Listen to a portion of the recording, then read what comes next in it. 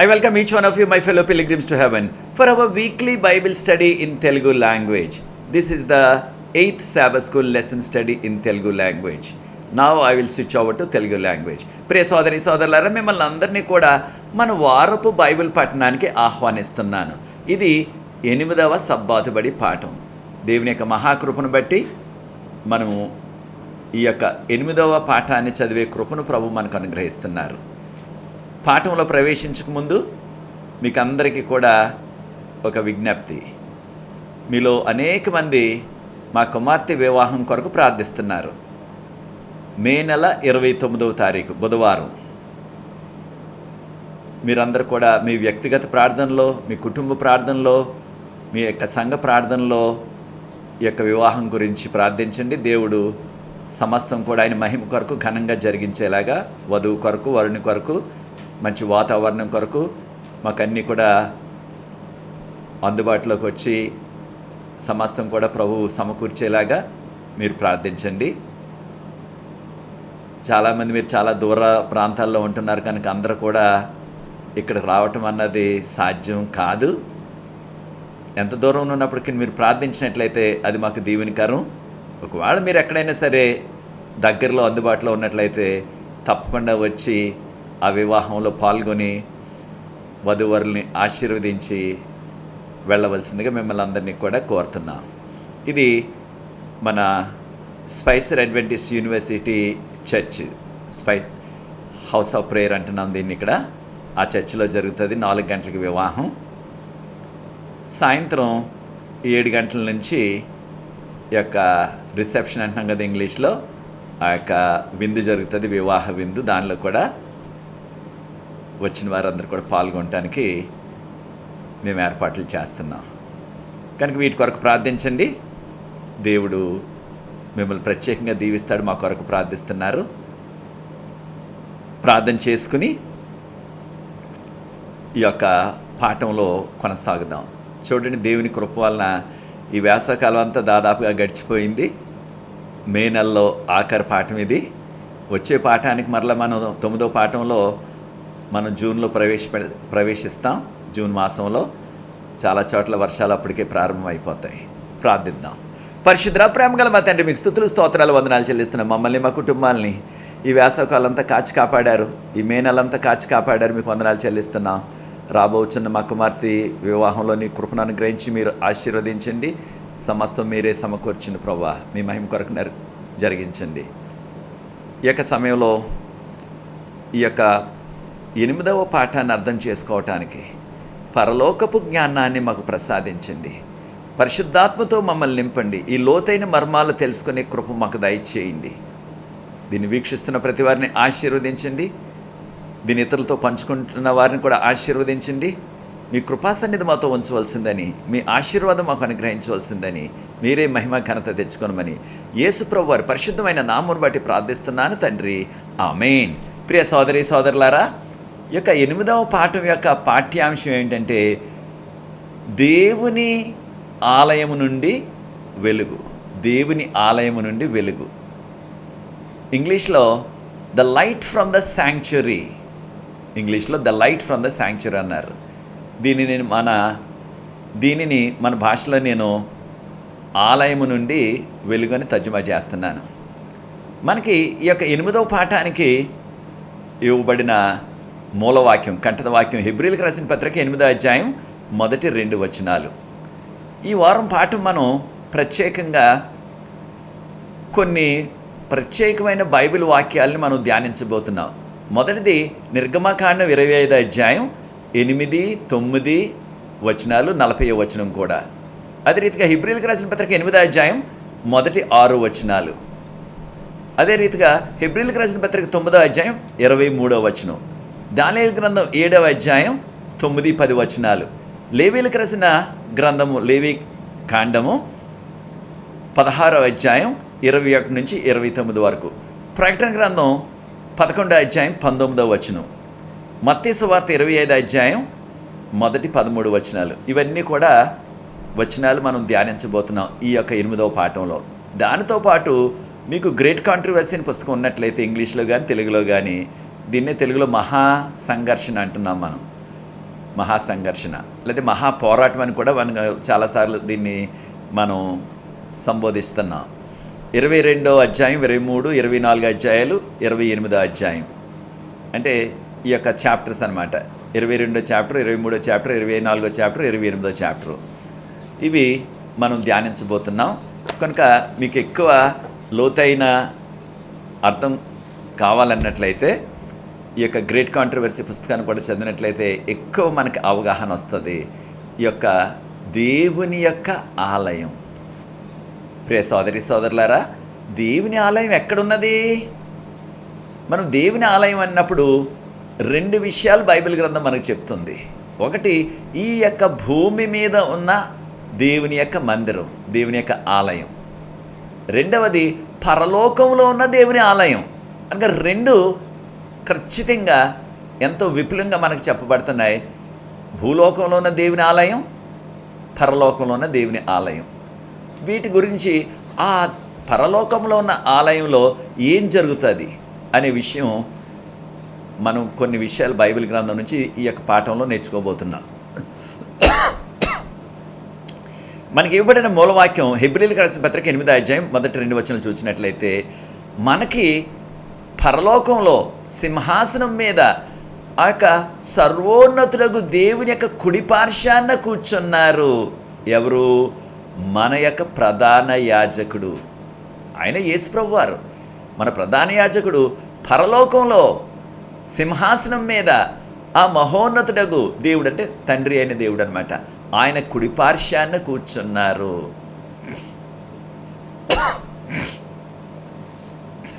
ఈ విషయాన్ని మనం గుర్తించాలి.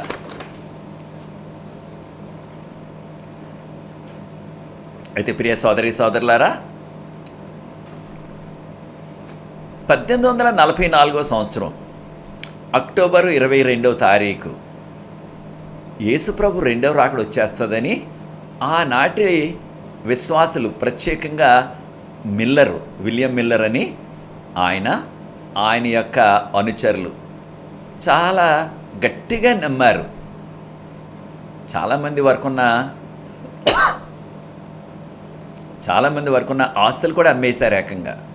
అంతగా వారు ప్రభావితం అయ్యారు.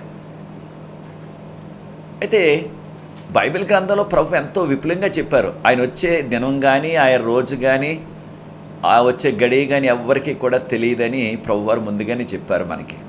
మత్తయి సువార్త 24వ అధ్యాయం 36వ వచనంలో. అయినప్పటికీ వీరు ఆ తారీఖుని పెట్టేసుకున్నారు. యేసు ప్రభు రాలేదని ఆ మరుసటి రోజు అక్టోబర్ 23, 1844లో ఎంతో నిరాశ పడిపోయారు. దీన్నే గ్రేట్ డిసప్పాయింట్మెంట్ అంటున్నాం మనం ఇంగ్లీష్లో. చాలా నిరాశ పడిపోయారు. ఆ నిరాశలో చాలామంది వేల కొలది ఆ యొక్క విశ్వాసులు వారి విశ్వాసాన్ని విడిచిపెట్టేసి ఆలయంకి వెళ్ళటం మానేసి, ప్రభు దగ్గరికి ప్రార్థన చేయటం మానేసి నాస్తికులైపోయారు చాలామంది. కారణం, వారు అనుకున్న రీతిగా ప్రభు 2వసారి రాలేదని వారు ఎంతో నిరాశపడిపోయి ప్రభుని విడిచిపెట్టేశారు. అయితే కొందరు వారిలో కొద్దిమంది, దాదాపుగా 300 మంది అంతకు ముందు రోజున యేసుప్రభు 2వసారి వచ్చేస్తున్నాడని నమ్మిన వారు లక్షల్లో ఉన్నారు ఏకంగా.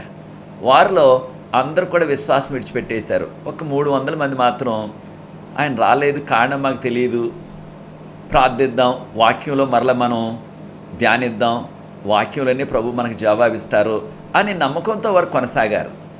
అయితే వారు ఆ రీతిగా కొనసాగటం వలన, వారు బైబిల్ పఠనం చేయటం వలన వారికి దేవుని యొక్క ఆలయం నుంచి వెలుగు ఇవ్వబడింది.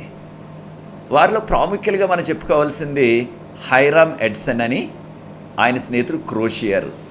తక్కిన వారు కూడా, వారందరూ కలిసి వారు కూడా యేసుప్రభు రాలేదని అక్టోబర్ 23వ తారీఖున ఎంతో దిగులు పడిపోయి, నిరాశపడిపోయి దుఃఖించారు ఏకంగా.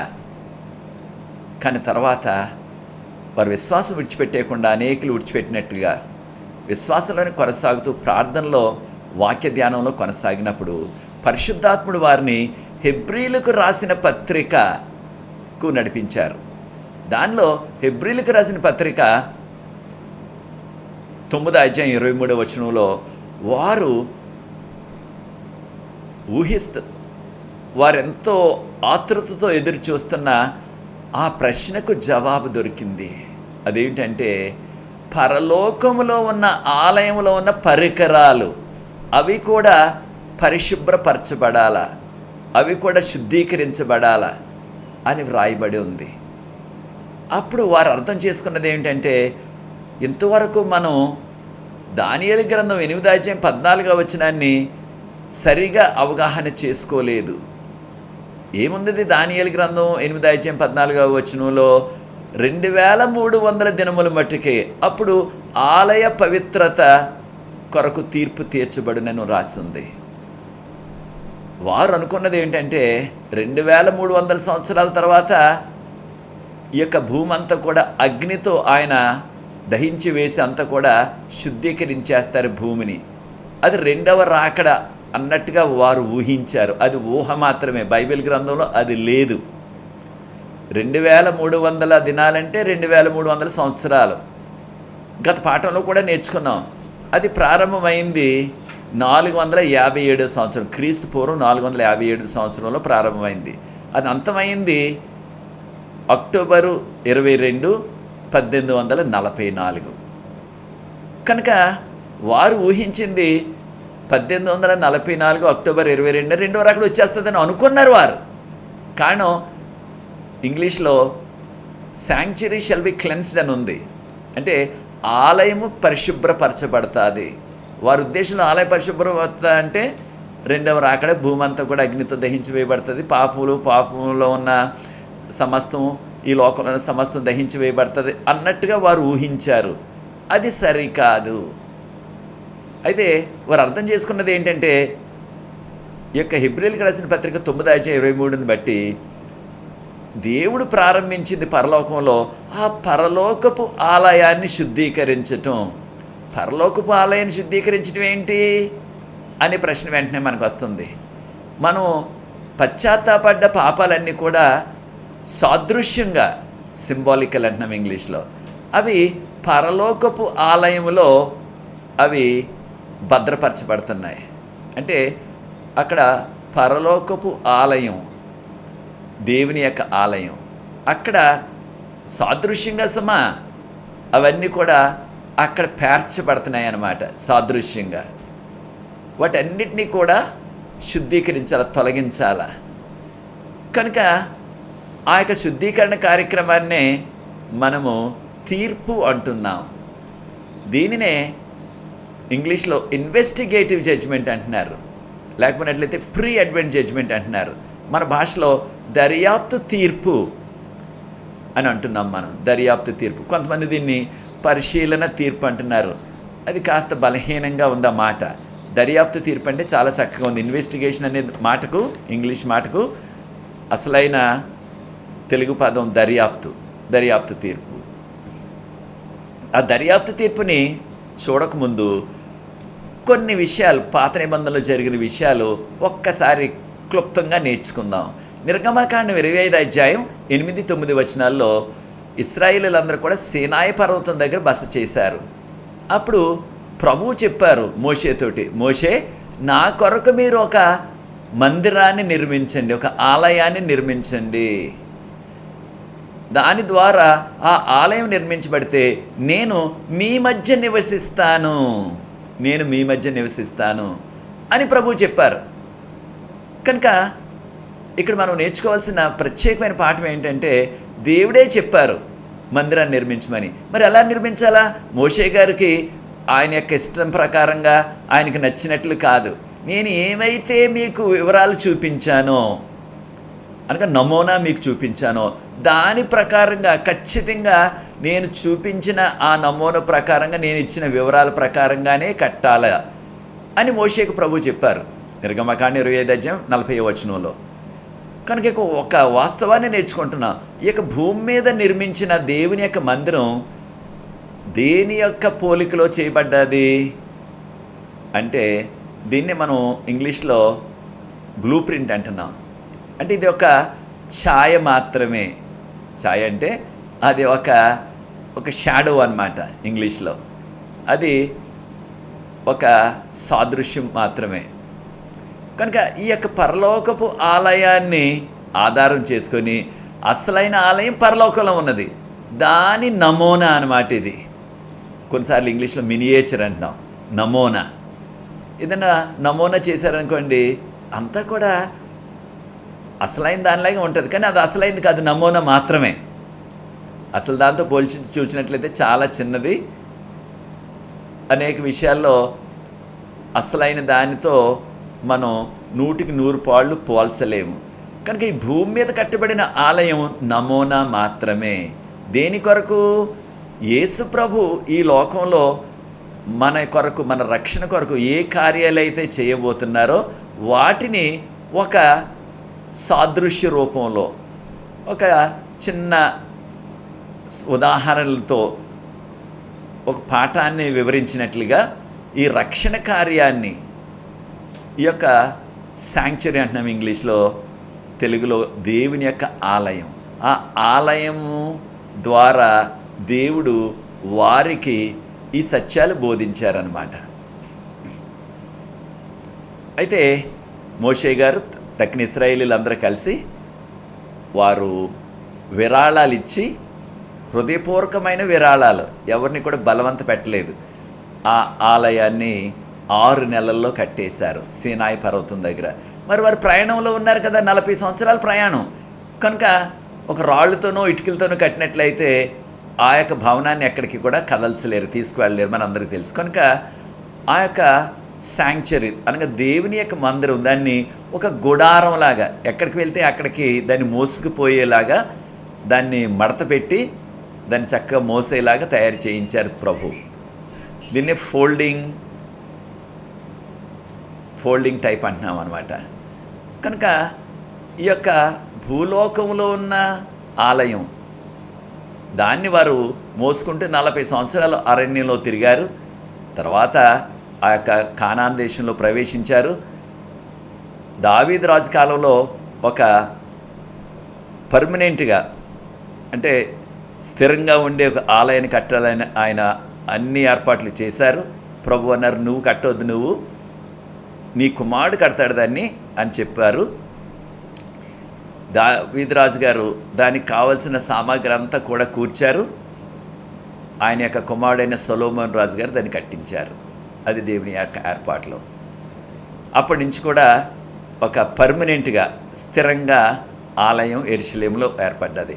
అంతవరకు కూడా ఆ యొక్క దేవుని ఆలయం యెరూషలేములో లేదు, షీలో అని అక్కడ, దాన్ని కొంతమంది షైలో అంటారు, అక్కడ ఉండేది ఆ గుడారపు ఆలయం.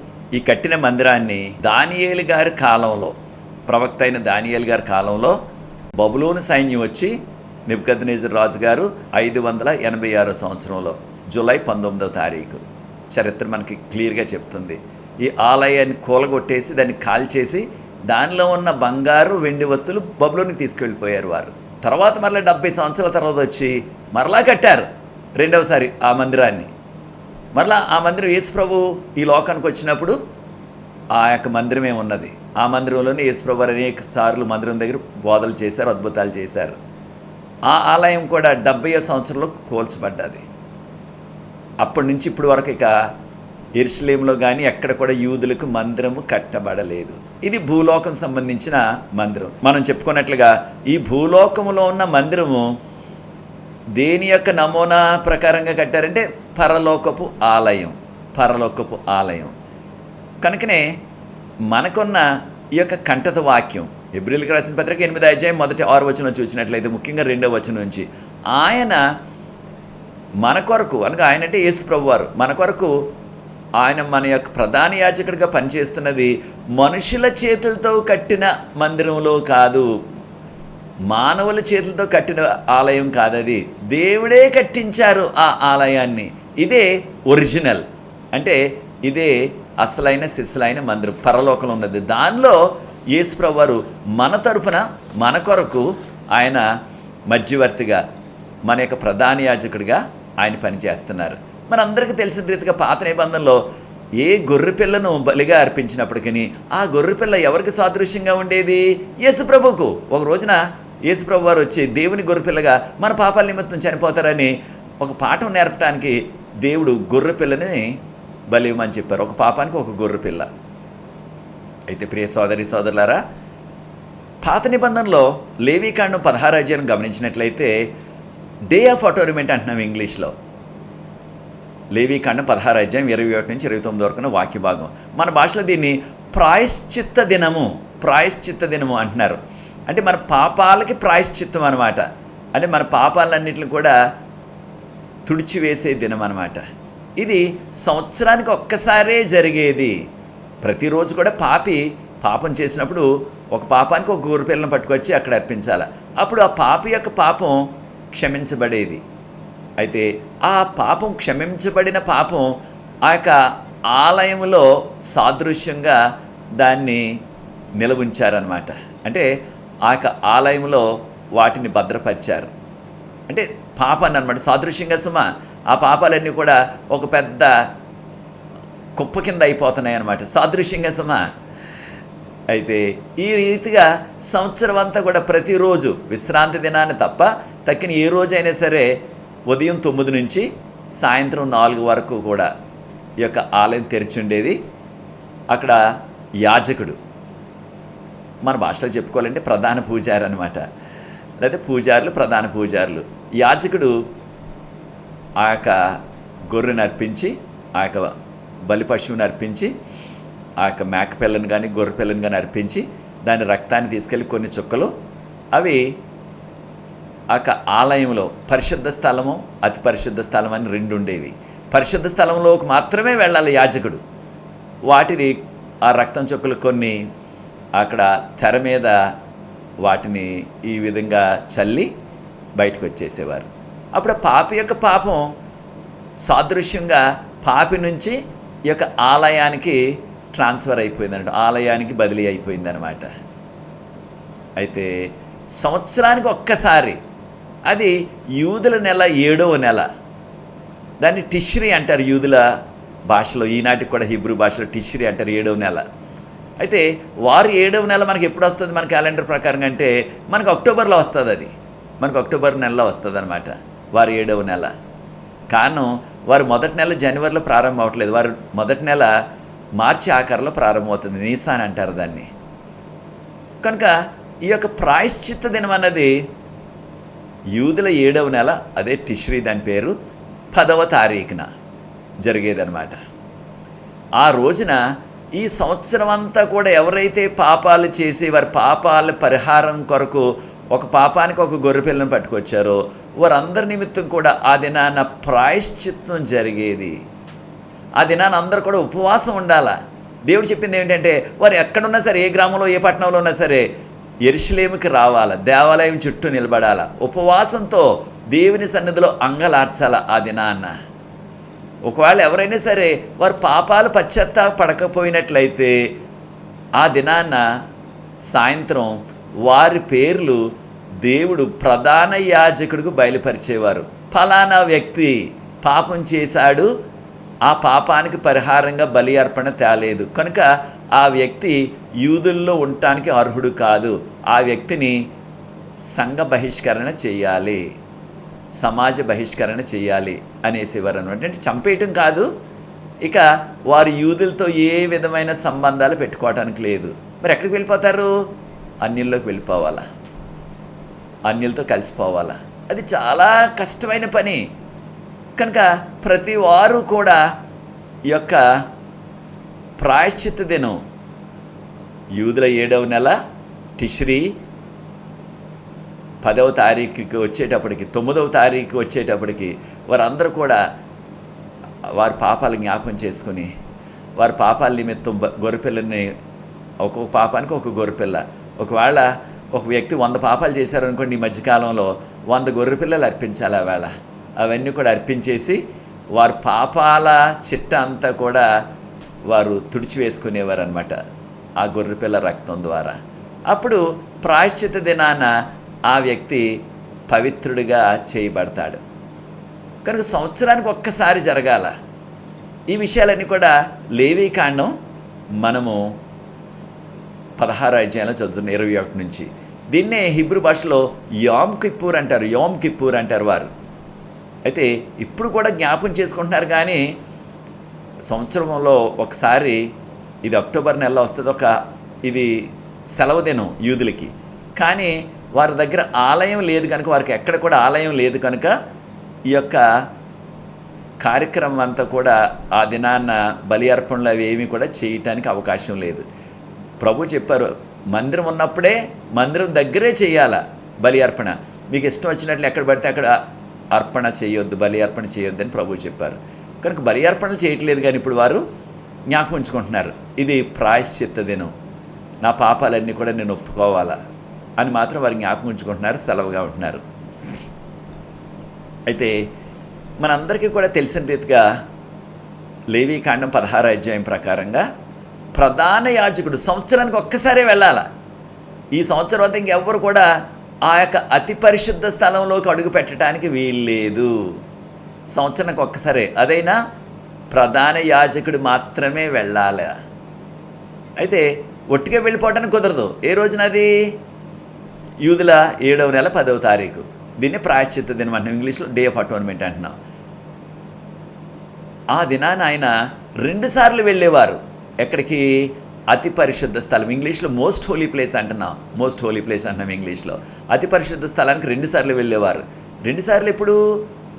ఉదయాన్నే తన సొంత పాపాల కొరకు ఒక ఎద్దును బలి ఇవ్వాల.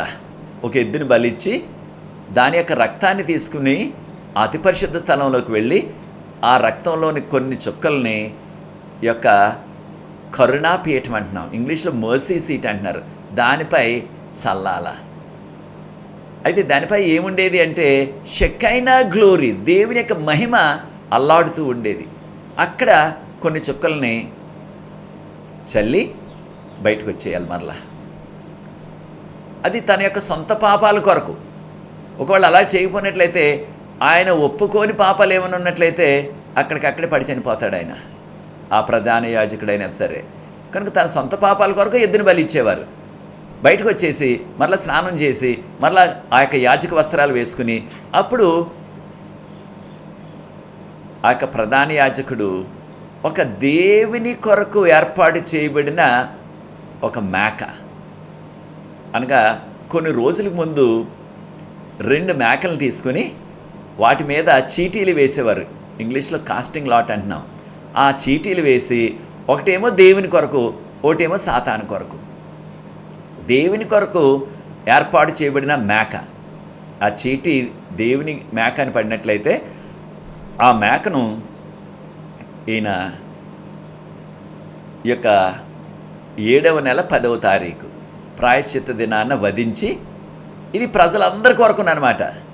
మొదట ఆయన వెళ్ళింది ఆయన సొంత పాపాల కొరకు ఎద్దుని బలి ఇచ్చాడు. ఇప్పుడేమో ప్రజలందరి కొరకు మేకను బలి ఇవ్వాలి. మేకను బలి ఇచ్చి దాని రక్తాన్ని తీసుకుని మరలా అతి పరిశుద్ధ స్థలంలోకి వెళ్ళాలి. 2వ సారి వెళ్తున్నాడు ఇప్పుడు ఆయన. ఆ యొక్క మేక యొక్క రక్తాన్ని కొన్ని చుక్కల్ని ఈ యొక్క కరుణాపీఠం, ఇంగ్లీష్లో మర్సీ సీట్ అంటాం. అయితే ఈ కరుణాపీఠం ఎక్కడుండేది అంటే 10 ఆజ్ఞల పెట్టి పైన, ఆ పెట్టిలో 10 ఆజ్ఞలు ఉన్నాయి, ఆ 10 ఆజ్ఞల పైన ఉండేది మర్సీ సీట్ అంటాం, అంటే కరుణాపీఠం. అంటే ఆజ్ఞలు ఖచ్చితంగా పాటించాల. అయితే ఆజ్ఞలతో పాటు దేవుడు మనకి కరుణనిస్తున్నారు, కృపనిస్తున్నారు. కనుక ఆ యొక్క కరుణాపీఠం మీద చల్లి, తర్వాత ఆ యొక్క ఆలయంలో మందిరంలో ఉన్న పరికరాలన్నింటి మీద కూడా కొన్ని చుక్కలు ఆ యొక్క మేక రక్తాన్ని, దీన్ని లార్డ్స్ గోట్ అంటున్నాం, ఇంకా దేవుని కొరకు అర్పించబడిన మేక, ఆ యొక్క రక్తాన్ని చిందించి ఆ చల్లి ఆ యొక్క అతి పరిశుద్ధ స్థలంలో వట్టి 10 ఆజ్ఞలు పెట్టి మాత్రమే ఉండేది. అయితే అతి పరిశుద్ధ స్థలానికి మధ్యలో ఒక తెర ఉన్నది, దీన్ని ఇంగ్లీష్లో ఆ యొక్క పరిశుద్ధ స్థలంలో ఉన్న ఆ 7 సువర్ణ దీపాల మీద కొన్ని చుక్కలు, తర్వాత దేవుని యొక్క పీఠం ఉన్నది, దాని మీద 12 రొట్టెలు పెట్టేవారు, దీన్ని షో బ్రెడ్ అంటున్నాం. అది యేసుప్రభు యొక్క శరీరానికి సాదృశ్యం. యేసుప్రభు అన్నారు కదా, నేను పరలోకం నుంచి వచ్చిన రొట్టెను అన్నారు. కనుక ఆ యొక్క రొట్టెలు పెట్టిన ఆ యొక్క పీఠం మీద లేకపోతే ఆ టేబుల్ మీద కొన్ని రక్తం చుక్కలు, తర్వాత ఈ యొక్క సుగంధ ద్రవ్యాలన్నీ కూడా ఉదయం సాయంత్రం వారు దేవునికి అర్పించేవారు ఆ యొక్క అగ్నిలో. దాన్ని ఆ యొక్క సుగంధ ద్రవ్యాల పీఠిక కనుక దాని మీద ఇంగ్లీష్లో ఆల్టర్ ఆఫ్ ఇన్సెన్స్ అంటున్నాం. ఈ యొక్క సుగంధ ద్రవ్యాలు ఆ పీఠిక మీద వేసేవారు. వాటి మీద కూడా కొన్ని రక్తం చుక్కలు చల్లి, అంటే వాటి అన్నిటిని కూడా ఆ రక్తం చుక్కలు చల్లటం వలన అవన్నీ కూడా సాదృశ్యంగా పవిత్రమైపోయాయి అనమాట, పరిశుద్ధమైపోయాయి అనమాట. అక్కడి నుంచి బయటకు వచ్చి బయట ఉన్న దేవుని యొక్క బలి అర్పణ చేసే బలి అర్పణ పీఠం, దీన్నే బ్రేజన్ ఆల్టర్ అంటున్నాం ఇంగ్లీష్లో. ఆ యొక్క ఇత్తడితో చేసిన ఆ బలిపీఠం దాని మీద కొన్ని చుక్కలు చల్లి, తర్వాత వారు యాజకులు కాళ్ళు చేతులు కడుక్కోవటానికి ఒక పెద్ద వాటర్ ట్యాంక్ పెట్టారు. దాన్ని గంగాళంలో అనుకుంటున్నాం మనం, మన భాషలో గంగాళం అంటారు దాన్ని. కానీ అది అక్కడ ఈ యొక్క నీళ్ళుతో నింపబడిన ఆ యొక్క నీళ్ళ తొట్టి అన్నమాట. దీన్ని ఇంగ్లీష్లో లేవర్ అంటున్నారు. దాని మీద కూడా కొన్ని చుక్కలు చల్లేవారు. దీని ద్వారా వారి పాపాలన్నీ కూడా క్షమించబడ్డాయి. ఈ యొక్క మందిరంలో ఉన్న సమస్తం కూడా పరిశుద్ధపరచబడింది. వచ్చే సంవత్సరం వరకు, ఇంకొక సంవత్సరం వరకు ఇంకా ఆ పని చేయరనమాట. అది అయిపోయిన తర్వాత ఆయన తన హస్తాలని, 2 హస్తాలని కూడా ఆ సాతానుకు సంబంధించిన, అనగా సాదృశ్యంగా ఆ 2వ మేక దాన్ని వధించరు. దాని తల మీద వీరి పాపాలన్నీ కూడా ఈ సంవత్సరం అంతా మా ప్రజలు, అనగా ఇశ్రాయేలీ ప్రజలు ఏవైతే పాపాలు ఒప్పుకున్నారో అవన్నీ కూడా నీకు బదిలీ చేస్తున్నానని దాని తల మీద చేలు పెట్టి మాటలు పలికి, అప్పుడు దాన్ని వధించరు. ఆ మేకను ఒక బలమైన లేవీని చేత అరణ్యంలో పంపించి అరణ్యంలో విడిచిపెట్టేస్తారు. ఇక అరణ్యంలో పులులు తినేస్తాయా, సింహాలు తినేస్తాయా దాన్ని, లేకపోతే ఎవరికైనా అన్యులకు దొరికి వారు తీసుకెళ్ళిపోయి కోసుకుని తింటున్నారా, వారికి దాన్ని పట్టించుకోవట్లేదు, దాన్ని అరణ్యంలో వదిలేశారు. సాదృశ్యంగా ఏమిటి, ఈ యొక్క లోకంలో ఉన్న సమస్త పాపాలను కూడా చివరిగా ఎవరు భరించాలంటే ఈ పాపాలన్నిటికీ కూడా కారకుడు సాతాను తల మీద ఇవన్నీ కూడా పెట్టబడతాయి అన్నమాట. సాదృశ్యంగా కనుక దూరంగా తీసుకెళ్ళి విడిచిపెట్టేశారు దాన్ని. ఇది లేవీకాండం 16వ అధ్యాయంలో. ఈ యొక్క విషయాలన్నీ కూడా మనం దేనికి నేర్చుకుంటున్నామంటే, ఈ యొక్క సాతాను యొక్క సాదృశ్యంగా ఉన్న ఆ మేక, దాన్ని అజాజేల్ గోట్ అంటున్నారు, ఇంగ్లీష్లో స్కేప్ గోట్ అంటున్నారు, మన భాషలో బలిపశువు అంటున్నాం. కొన్నిసార్లు అంటారు నేను బలిపశువు అయిపోయానండి అంటారు కొన్నిసార్లు. అయితే ఈ యొక్క స్కేప్ గోట్ అన్నమాట. తర్వాత ఆ యొక్క ప్రధాన యాజకుడు, ఇవన్నీ కూడా జరిపించిన ప్రధాన యాజకుడు ప్రజలందరూ కూడా దీవించేవారు. అక్కడ ఉన్న ప్రజలందరూ కూడా అదినవంత ఉపవాసంతో దాని చుట్టూ కూడా ఉండి ఎంతో భక్తి శ్రద్ధలతో వారు ప్రార్థన చేసుకుంటున్నారు, పాపాలు ఒప్పుకుంటున్నారు. అయితే కొంతమంది వారు ఎవరైతే పాపాలు ఒప్పుకోలేదు, ఎవరైతే వారు చేసిన పాపానికి బలి అర్పణ పట్టుకురాలేదు, వారి పేర్లు దేవుడు బయలుపరిచేవారు. ఫలానా వ్యక్తి పాపం చేశాడు, బలి అర్పణ తేలేదు, ఫలానా వ్యక్తి పాపం చేసింది, బలి అర్పణ తేలేదని ప్రభు వారి పేర్లు బయలుపరిచేవారు. అప్పుడు ఆ ప్రధాన యాజకుడు ఆ పేర్లు చెప్పేవారు అనమాట అందరి ముందే. ఎవరైతే పేర్లు చెప్పబడతాయో ఆ రోజు నుంచి ఇక వారి జీవితకాలంలో ఎప్పుడు కూడా యూదులతో ఎటువంటి సంబంధం లేదు, ఇక వారికి యూదులతో ఎటువంటి కనెక్షన్ లేదనమాట. అంటే వారిని ఇక బహిష్కరించేశారనమాట. చంపేయటం కాదు, బహిష్కరించేశారు. ఈ విధంగా జరిగేది. ఇది ప్రాయశ్చిత్త దినాన. కనుక ప్రాయశ్చిత్త దినం అంటే వారికి చాలా భయంతో, భక్తితో వారు ఆయన్ని ఆరాధించేవారు. కారణం, ఒకవేళ నా పేరు వస్తుందేమో, ఒకవేళ నేను చేసిన పాపాలు ఏదైనా మర్చిపోయినట్లయితే ఇక నా పని అయిపోతుంది అన్నట్టుగా భయపడేవారు. ఒక తీర్పు దినంగా దాన్ని వారు పరిగణించారు. దానికి సాదృశ్యంగా మనకి పరలోకంలో తీర్పు, దీన్నే దానియేలు గ్రంథం 7వ అధ్యాయం 9-10 వచనాల్లో మనం గమనించినట్లయితే, దానియేలు గ్రంథంలో దానియేలు గారు దర్శనంలో చూశారు. ఒక తెల్లని వస్త్రాలు వేసుకొని, తెల్లని ఆ యొక్క తల వెంట్రుకలతో ఒక ఆయన కూర్చున్నారు. తెల్లగా ఉన్నాయి కదా అని మన భాషలో ఏం చేశారంటే వృద్ధుడని తర్జుమా చేసేశారు. వృద్ధుడు కాదు, అది చాలా బలహీనమైన తర్జుమా.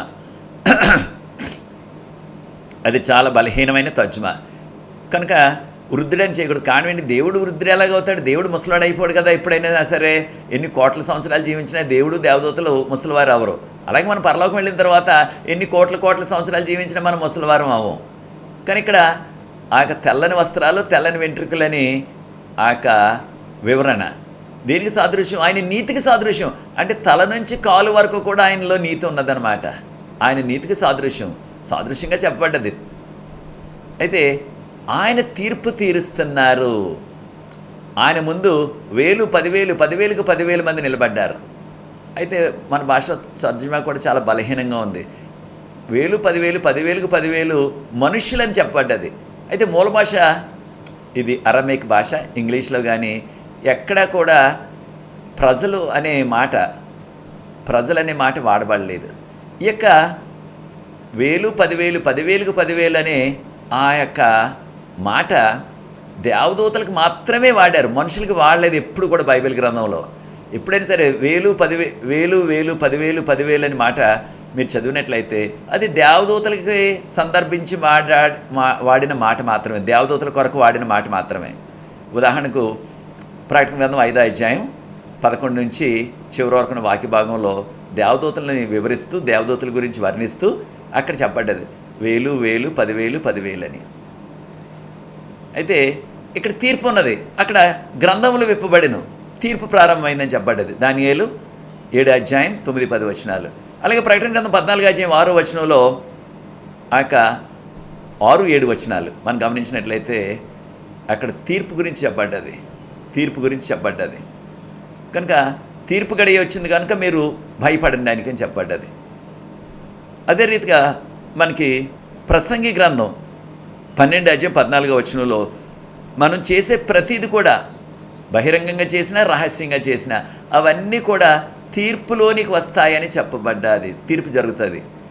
యేసుప్రభు మాటలన్నీ చూడండి. మత్తయి సువార్త 12వ అధ్యాయం 16వ వచనం, మత్తయి సువార్త 12వ అధ్యాయం 36వ వచనం, మత్తయి సువార్త 12వ అధ్యాయం 36వ వచనంలో ప్రభువారు అన్నారు, మనం పలికే ప్రతి వ్యర్థమైన మాట కొరకు మనం తీర్పులో నిలబడాలి. అంటే మనం వ్యర్థంగా ఎవరి గురించి ఏ మాట్లాడినప్పటికీ మనం ఖచ్చితంగా మనకు తీర్పు జరుగుతుంది. కనుక మన మాటల్లో కూడా మనం జాగ్రత్తగా ఉండాలి. కానీ ఖచ్చితంగా తీర్పు గురించి చెప్పబడ్డది. ఇదే విషయం ప్రకటన గ్రంథం 22వ అధ్యాయం 12వ వచనంలో, ఇదిగో నేను త్వరగా వస్తున్నాను, ప్రతి వారికి వారి క్రియలు చొప్పున ఇవ్వటానికి జీతం పట్టుకొని వస్తున్నాను. అంటే మనం చేసే ప్రతిక్రియకు దేవుడు ఆ తీర్పు తీర్చి దానికి బహుమానం ఇస్తారన్నమాట. మంచి పనులు చేసినట్లయితే పరలోకం, జీవకిరీటం, చెడ్డ పనులు చేసినట్లయితే నరకాగ్ని. ఈ విషయాన్ని మనం గుర్తించాలి. మత్తయి సువార్త 25వ అధ్యాయం మొదటి 13 వచనాల్లో 10 మంది కన్యకులు, వారిలో 5 బుద్ధి గలవారు, 5 బుద్ధి లేనివారు. అయితే బుద్ధి గలవారు సిద్ధంగా ఉన్నారు కనుక వారు పెండ్లి కుమారునితో వెళ్ళిపోయారు. మనం కూడా ఈ కడవరకాల చివరి దినాల్లో బుద్ధి కలిగి అనగా దేవుని యొక్క వాక్య ప్రకారంగా, ఆయన ఆజ్ఞ ప్రకారంగా జీవించినట్లయితే ప్రభు వచ్చినప్పుడు మనకి ఏ డోకా లేదు, మన పరలోకం తీసుకెళ్ళిపోతారు. అలాగా మనము ఆరాధనకు వెళ్తున్నా, కానుకలు ఇస్తున్నా, ఆధ్యాత్మికంగా సరిపడే సిద్ధపాటు లేదనుకోండి, మనకి సరిపడినంత సిద్ధపాటు లేకపోయినట్లయితే మరి పరలోకం ఎలాగ వెళ్తాం? ఆ బుద్ధి లేని కన్యకల వాళ్ళే మనం కూడా ఆ యొక్క పెండ్లి విందులో ప్రవేశించలేము. ఈ విషయాన్ని మనం గుర్తించాలా. అయితే పరలోకంలో ఉన్న ఈ యొక్క అతి పరిశుద్ధ స్థలం గురించి మనకి ఎంతో చక్కని శుభవార్త ఉన్నది. అదేంటంటే హెబ్రీయులకు రాసిన పత్రిక 4వ అధ్యాయం 16వ వచనం, హెబ్రీయులకు రాసిన పత్రిక 4వ అధ్యాయం 16వ వచనం చూసినట్లయితే, రండి మనము దేవుని యొక్క సింహాసనం వద్దకు ధైర్యంగా మనం వెళ్దాం. ధైర్యంగా, ఇంగ్లీష్లో బోల్డ్లీ అన్నారు, బోల్డ్. అయితే దేనివల్ల మనం దేవుని యొక్క ఆ యొక్క సింహాసనం దగ్గరికి ఎంతో ధైర్యంగా రాగలమంటే యేసు ప్రభు మన కొరకు చేసిన సిలువ త్యాగాన్ని బట్టి, ఆయన మన కొరకు చూపిస్తున్న కృపను బట్టి. ప్రియ సోదరి సోదరులారా, యేసు ప్రభు కృపను బట్టే మనము ఆ తీర్పులో ఏ విధమైన మనకి నేరారోపణ లేకుండా, ఏ విధమైన శిక్ష లేకుండా మనల్ని దేవుడు ఆదుకుంటారు, నడిపిస్తారు. హెబ్రీయులకు రాసిన పత్రిక 10వ అధ్యాయం 19 నుంచి 22 వరకు ఉన్న వాక్య భాగాన్ని చూసినట్లయితే మనము ఆ యొక్క దేవుని యొక్క సింహాసనం వద్దకు మనం ధైర్యంగా రావాలి. దేనివల్లంటే యేసు ప్రభు వారు మన కొరకు శిలువ మీద రక్తాన్ని కార్చి ఆయన దేవుని యొక్క సింహాసనం మీద కుడిపార్శ్యాన్ని కూర్చున్నారు, తండ్రి యొక్క కుడిపార్శ్యాన్ని అని చెప్పబడ్డది. కనుక మనము ఆ అతి పరిశుద్ధ స్థలంలో, పరలోకపు ఆలయంలో ప్రస్తుతం మన ప్రార్థన ద్వారా, విశ్వాసం ద్వారా మన ప్రార్థనలు అక్కడికి చేరుతున్నాయి. అయితే రెండవ రాకడ తర్వాత మనం ఆ పరలోకపు ఆలయంలో అడుగుపెట్టే ఆ యోగ్యత మనకు కలుగుతుంది. పాత నిబంధనలో ఆ యాజకుడు ఎవరైనా సరే, ఎప్పుడైనా సరే ఈ భూలోకంలో ఉన్న ఆలయంలోకి వెళ్ళాలంటే ఖచ్చితంగా బలి అర్పణ చేసిన ఆ యొక్క బలి పశువు, ఆ గొర్రెపిల్ల యొక్క రక్తాన్ని కొంచెం తీసుకుని వెళ్తేనే వారు లోనకి వెళ్ళటానికి అవకాశం. అది తీసుకువెళ్లకుండా వట్టినే మామూలుగా వెళ్ళిపోయినట్లయితే అక్కడికక్కడ పడి కూలి చనిపోతారు వారు. కనుక ఎప్పుడు వారు లోనికి వెళ్ళినా ఆ రక్తం చుక్కలను పట్టుకుని లోనికి వెళ్ళాలా, తీసుకుని వెళ్ళాలా. అయితే చూడండి మనకి ఎంత ధన్యత ఇచ్చారో ప్రభువారు. పరలోకపు ఆలయం, పరలోకపు అతి పరిశుద్ధ స్థలంలో విశ్వాసం ద్వారా యేసు ప్రభు రక్తం శిలువ మీద కార్చారు కనుక అది నమ్మినట్లయితే మనం యేసు ప్రభు రక్తాన్ని మనం మోసుకువెళ్ళాం. ఆ యేసు ప్రభు నా కొరకు శిలువ మీద మరణించారు, నా కొరకు ఆయన అమూల్యమైన రక్తాన్ని కార్చారని నమ్మినట్లయితే దాని ద్వారా, విశ్వాసం ద్వారా మనం ఆ అతి పరిశుద్ధ స్థలంలో మన ప్రార్థనలు చేరతాయి. ఈ విషయాన్ని మనం గుర్తించాలా. కనుక మనం ఎప్పుడు ప్రార్థించినా సరే ఒక విషయాన్ని మనం ప్రార్థనలో స్టార్టింగ్లో, ప్రారంభంలో చెప్పాలా. ఏంటంటే, ప్రభువా నా కొరకు మీరు శిలువ మీద మరణించారు, మీకు స్తోత్రాలు చెల్లిస్తున్నాను, మీ అమూల్యమైన రక్తాన్ని కార్చారు, నా కొరకు మీకు వందనాలు అని చెప్పి ప్రార్థనలో మొదలుపెట్టినట్లయితే ఆ ప్రార్థన ఖచ్చితంగా ప్రభు సింహాసనం దగ్గరికి చేరుతుంది. ఎక్కడుంటాయి ప్రభు సింహాసనం అనగా తండ్రి, కుమార, పరిశుద్ధాత్మ సింహాసనాలు ఎక్కడుంటాయి? అతి పరిశుద్ధ స్థలంలో, మోస్ట్ హోలీ ప్లేస్ అంటున్నాం ఇంగ్లీష్లో, అక్కడ ఉంటాయి. అక్కడికి మన ప్రార్థన చేరాలంటే మనం చేయవలసింది ఏంటి? యేసు ప్రభు శిలువ త్యాగాన్ని స్మరించుకోవాలా ఒక్క క్షణం. అప్పుడు ప్రార్థించినట్లయితే కనుక మన ప్రార్థనలో ఖచ్చితంగా మన ప్రార్థన ప్రారంభంలో యేసు ప్రభు శిలువ త్యాగాన్ని స్మరించుకొని, జ్ఞాపకం చేసుకుని, స్తుతులు చెల్లించి అప్పుడు మనం ఏ అవసరత కావాలన్నా, దేని గురించి దేవుని సన్నిధిలో పెట్టాలన్నా ఆ ప్రార్థన మనం దేవుని సన్నిధిలో పెట్టవచ్చు, అది పరలోకం చేరుతుంది. ప్రకటన గ్రంథం 11:19 గమనించినట్లయితే యోహాన్ గారి దర్శనంలో చూసినప్పుడు పరలోకంలో ఆలయం తెరవబడ్డది. మనం నేర్చుకున్నాం కదా పరలోకంలో అసలైన ఆలయం ఉన్నదని, అది తెరవబడ్డది. అప్పుడు ఆయన కనిపించింది ఏంటంటే ఈ యొక్క 10 ఆజ్ఞలు పెట్టి కనపడ్డది. అనగా ఈ యొక్క 10 ఆజ్ఞలు, ప్రియ సోదరి సోదరులారా, ఆ యొక్క 10 ఆజ్ఞల దగ్గరికి వెళ్ళాలంటే మనకు కావాల్సింది దేవుని కృప. కారణం ఏంటంటే 10 ఆజ్ఞలు మనం తూచా తప్పకుండా మన సొంత శక్తితో చేయలేము. ఎవరి శక్తితో చేయగలము? యేసు ప్రభు కృపతో. ఆయన కృప మనకు ఉన్నట్లయితే ఈ 10 ఆజ్ఞలు మనం సునాయాసంగా వాటిని మనం నెరవేర్చవచ్చు. అయితే చివరిగా చూడండి, యేసు ప్రభు మన తరపున ఆయన మన యొక్క ప్లేడర్ గారు, మన యొక్క వకీల్ అన్నమాట. అయితే దీన్ని 1 యోహాను 2వ అధ్యాయం 1వ వచనం, 1 యోహాను పత్రిక 2వ అధ్యాయం 1వ వచనంలో మనం పాపం చేసినట్లయితే మన తరపున ఒక ఉత్తరవాది అని తర్జుమా చేశారు మన యొక్క భాషలో. ఉత్తరవాది అంటే అంతగా మనకి మీనింగ్ కనపట్టలేదు. ఇంగ్లీష్లో అడ్వకేట్ అన్నారు. అంటే మన తరపున ఒక ప్లీడర్ గారు అంటాం మనం ఇంగ్లీష్లో. ప్లీడర్ గారు అంటే మన తరపున ఆయన విజ్ఞాపన చేస్తున్నారనమాట. ఆయన ఉన్నారు మనకి. అయితే మన పాపాలు ఒప్పుకున్నట్లయితే ఆయన మనల్ని, మన కేసు అంతా కూడా ఆయనే చూసుకుంటారు. కనుక పరలోకంలో మన పేరు వచ్చినప్పుడు మనం చేసిన సమస్తమైన పాపాలన్నీ కూడా ఆ పరలోకపు గ్రంథాల్లో, ఆ పరలోకపు వీడియోల్లో వస్తున్నప్పుడు అయితే యేసు ప్రభు నామంపేట మనం ఒప్పుకున్న పాపాలన్నీ కూడా క్షమించబడతాయి, అవి తుడిచివేయబడతాయి. కనుక యేసు ప్రభు శిలువ త్యాగం ద్వారా మనకి పాప విమోచన జరుగుతుంది. కనుక హెబ్రీయులకు రాసిన పత్రిక 10వ అధ్యాయం 9-14 వరకు వాక్య భాగం ఒకసారి మనం గమనించినట్లయితే మన కొరకు ఆయన ఒకేసారి మరణించారు. పరలోకం యేసు ప్రభు వారు మన కొరకు ఒకేసారి మరణించారు ఈ యొక్క శిలువ మీద. దాని తర్వాత 3వ దినాన్ని లేచి 40 దినాలు అనేక మందికి ప్రత్యక్షమయ్యి పరలోకం వెళ్ళిపోయారు. కనుక ఈ విషయాలు మనం గుర్తించాలా. కనుక ప్రియ సోదరి సోదరులారా, యేసు ప్రభు మన కొరకు ఆయన మన మధ్యవర్తిగా, మన ప్రధాన యాజకుడిగా ఆయన నిరంతరం కూడా ఆయన మన కొరకు పరిచర్య చేయడానికి పరలోకంలో ఉన్నారని హెబ్రీయులకు రాసిన పత్రిక 7:25 హెబ్రీయులకు రాసిన పత్రిక 7:25 ఆయన నిరంతరం కూడా మన తరపున ఆయన ఇంటర్సెషన్ అంటున్నాం, అంటే విజ్ఞాపన చేస్తున్నారు. ఈ యొక్క వ్యక్తి నా కుమారుడు, ఈ వ్యక్తి నా కుమార్తె పాపం చేసింది, పాపం చేశాడు, ఆ పాపాలు ఒప్పుకున్నారు వారు, కనుక నా రక్తంలో కడిగి శుద్ధీకరించండి అని దేవుని యొక్క సన్నిధిలో, తండ్రి సన్నిధిలో మన కొరకు విజ్ఞాపన చేస్తున్నారు. 1 తిమోతి 2:4-5 యేసుప్రభు వారు మన తరపున మీడియేటర్ అన్నారు, అంటే మధ్యవర్తిగా ఆయన పనిచేస్తున్నారు. కనుక యేసుప్రభు పరలోకంలో అతి పరిశుద్ధ స్థలంలో మన కొరకు 1844 నుంచి ఇప్పటి వరకు కూడా ఆ యొక్క విజ్ఞాపన కొనసాగుతుంది. అతి త్వరలో ఆ యొక్క విజ్ఞాపన కార్యక్రమం అనగా మన తరపున ఆయన ప్రధాన యాజకుడిగా పనిచేస్తున్న మన పాపాలన్నింటినీ కూడా అవన్నీ కూడా తీర్పు తీర్చబడి ప్రతి వారికి కూడా అప్పుడు రెండవ రాకడ వచ్చేస్తుంది.